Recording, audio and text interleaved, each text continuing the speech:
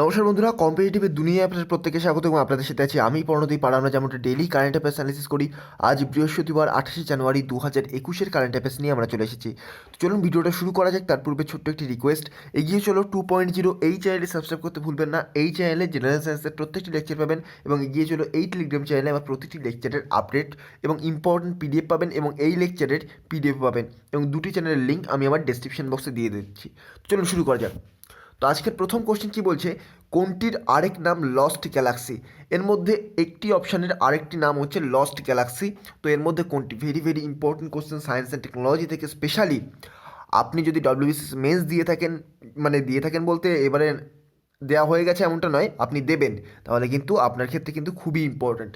তো option A NGC 4535, C5G 6389, option C HFK 2839, option D GJL 1939। এর মধ্যে কোনটি কারেক্ট অ্যান্সার? তো অপশান এ এখানে কারেক্ট অ্যান্সার। এর মধ্যে এটি হলো লস্ট গ্যালাক্সি। আর রিসেন্টলি নাসা কিন্তু এটা আবিষ্কার করেছে, নাসা এর ইমেজ নিয়েছে। তো এটা কিন্তু খুব ইম্পর্ট্যান্ট। নেক্সট কোশ্চেন বলছে, first young readers board library is launched in. তো প্রথম ইয়ং রিডার্সদের জন্য যে বোর্ড লাইব্রেরি, সেটা কোথায় লঞ্চ করা হলো? Option A Jaipur, option B Kolkata, option C Kochi, option D Chennai. যদিও এটা বিশ্বাস করা শক্ত যে ওয়েস্ট বেঙ্গল গভর্নমেন্ট আমাদের এডুকেশনের জন্য ব্যয় করছে, কিন্তু কলকাতা, গভর্নমেন্ট অফ কলকাতা বা গভর্নমেন্ট অফ ওয়েস্ট বেঙ্গলে কলকাতাতে কিন্তু এই যে first young readers board library, এটা লঞ্চ করা হলো রিসেন্টলি। খুবই ইম্পর্টেন্ট, পরীক্ষা কিন্তু আসতে পারে। আর মনে রাখবেন, এটা ডব্লিউবিটিসি এর পক্ষ থেকে এটা চালু করা হয়েছে।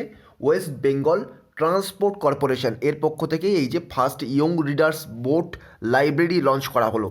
নেক্সট কোশ্চেন কি বলছে, what is the name of parent company of Google? এটা অ্যাকচুয়ালি কারেন্ট অ্যাফেয়ার্সের কোশ্চেন নয়, এটা একটি static question, very very important. এবারে আরআরবি এনটিপিসিতে এসেছিল এবং ভবিষ্যতে শিফটেও কিন্তু আসার চান্স আছে। অপশান এ বলছে জর্জ, অপশান বি বলছে ইয়াহু, অপশান সি বলছে হুন্ডাই, অপশান ডি বলছে অ্যালফাবেট। তো যারা অ্যান্সারটা জানেন না তাদের কাছে চারটি অপশানই একেবারে কারেক্ট মনে হবে, কিন্তু কারেক্ট অ্যান্সার হবে অ্যালফাবেট।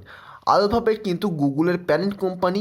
ভেরি ভেরি ইম্পর্টেন্ট, পরীক্ষায় আসছে, এনটিপিসিতে এসেছে এবং ভবিষ্যতে শিফটেও কিন্তু দেখতে পাবেন, অথবা গ্রুপ ডিতেও দেখতে পেতে পারেন।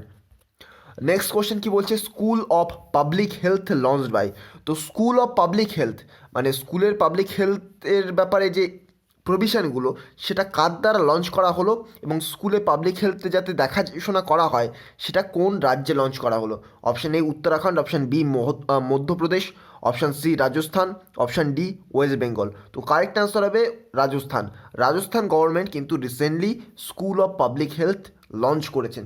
তো রাজস্থানের সিএম এর নাম কি? Ashok Gehlot. Very very important. আর নেক্সট কোশ্চেন বলছে, world economic outlook launches by. তো ওয়ার্ল্ড ইকোনমিক আউটলুক এটা কার দ্বারা লঞ্চ করা হয়? আর এই যে economic outlook, world economic Outlook এর মাধ্যমে কিন্তু প্রতিটা দেশের ইকোনমির দিকে ফোকাস করা হয়। আর এবারে কিন্তু ভারতের ইকোনমি প্রচণ্ড খারাপ, কোভিড-19 জন্যই বলুন, আর একটা গভর্নমেন্ট এক্সপেন্ডিচার তো মানে তুলনামূলকভাবে প্রচণ্ড কম। অ্যাকচুয়ালি বলা হচ্ছে যে এই সেক্টরে এত গভর্নমেন্ট এক্সপেন্ডিচার করা হচ্ছে, আর এদিকে দেখুন ব্যাংকের এনপিএ কত বেড়ে গেছে। আমি আগের দিন একটি আর্টিকেল পড়ছিলাম, 14% প্লাস ব্যাংকের এনপিএ হয়ে গেছে। এনপি নিয়ে আমি ডিটেলসে আলোচনা করেছি আমার ইকোনমির লেকচারে। ইকোনমি যে রমেশ সিংয়ের লেকচার কন্টিনিউ করছিলাম, সেখানে আমরা আলোচনা করেছি এনপিএ সম্পর্কে। আপনারা যদি না দেখে থাকেন অবশ্যই দেখুন, এনপিএ সম্পর্কে জানুন তথ্য, তাহলে কিন্তু অনেক কারেন্ট অ্যাফেয়ার্স ইকোনমি রিলেটেড আপনাদের বুঝতে অনেকটা সুবিধা হবে। তো অপশান এ কী বলছে? ADB, option B IMF, option B C IBRD, option D IDA।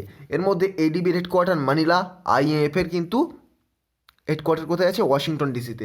এই দুটো ইম্পর্টেন্ট, এগুলো এটা IBRD এগুলো ওয়ার্ল্ড ব্যাংকের শাখা। তো ওয়ার্ল্ড ব্যাংকের কোথায় রয়েছে? এর নর্মাল জিনিস। তো IMF কিন্তু এখানে সঠিক অ্যান্সার হবে। তো IMF এর হেডকোয়ার্টার কোথায়? একটু আগেই বললাম, Washington DC. World economic outlook এটা লঞ্চ করা হয় IMF এর দ্বারা। নেক্সট কোশ্চেন বলছে, recently which team has won the Syed Mushtaq Ali trophy. তো রিসেন্টলি সৈয়দ মুস্তাক আলী ট্রফি কোন টিম জিতেছে বা কোন রাজ্য জিতেছে? তো option A Punjab, option B Karnataka, option C Kerala এবং অপশান ডি হায়দ্রাবাদ। তো এখানে কারেক্ট অ্যান্সার হবে অপশান এ পাঞ্জাব। আর রিসেন্টলি কিন্তু পাঞ্জাব এই ট্রফিটা জিতেছে কর্ণাটককে হারিয়ে। কাকে হারিয়ে? কর্ণাটককে হারিয়ে কিন্তু পাঞ্জাব এই ট্রফি জিতেছে। আর এই যে খেলাটা, ফাইনাল যে ম্যাচটা, এটা কোথায় হয়েছিল? মটেরা স্টেডিয়ামে। মটেরা স্টেডিয়াম। আপনারা আমাকে কমেন্ট বক্সে জানাবেন এই যে মটেরা স্টেডিয়াম ভারতের কোন রাজ্যে আছে। ভেরি ভেরি ইম্পর্ট্যান্ট একটি কোশ্চেন। মটেরা স্টেডিয়াম থেকে কিন্তু এনটিপিসি এবং এর আগের যে 2019 এসএসসি সিএইচএসএল হয়ে গেছিলো, ওখানে কোশ্চেন এসেছিলো।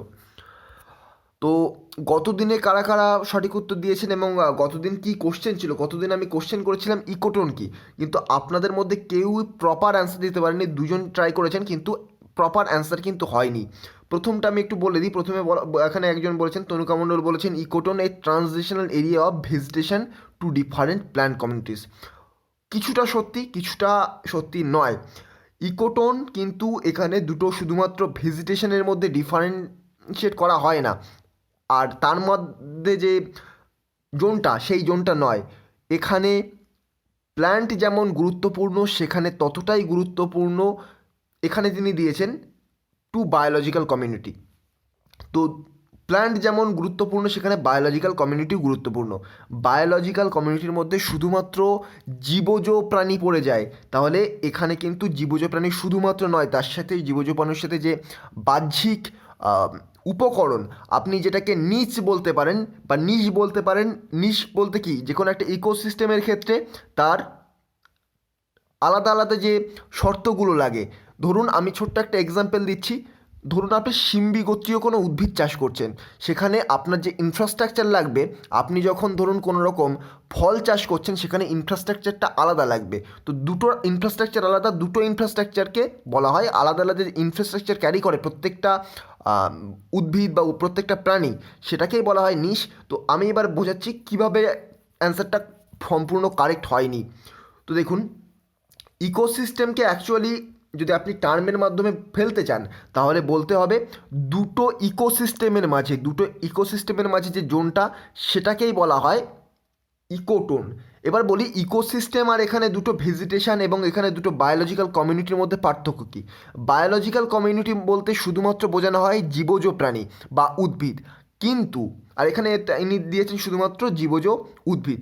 কিন্তু আপনি যদি ইকোসিস্টেমের মধ্যে বলতে চান, ইকোসিস্টেমের মধ্যে ওই যে নিশ, ওগুলোও কিন্তু পড়ে যায়।